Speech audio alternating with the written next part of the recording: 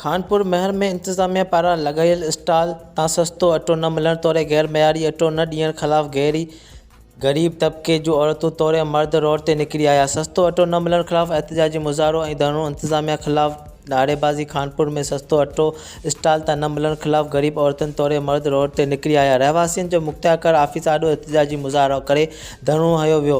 हुन मौक़े ते मुज़ाहिरीन मीडिया सां ॻाल्हाईंदे चयो त असीं मिसकिन आहियूं। तहलके इंतजामिया सस्तो अटो ॾियण जो ऐलान कयो आहे पर उन ते को बि अमल न थी सघियो आहे। हिननि चयो त मुख़्तियार ऑफिस में सस्ते अटे जो स्टॉल न त लॻायो वियो आहे पर उते न अटो मिले थो न वरी अमलो नज़र अचे थो। असां सुबुह जो ॻरा भरा भरे सस्तो अटो वठण लाइ अचूं था। सॼो ॾींहुं इंतज़ारु करे वापसि कयो पियो वञे।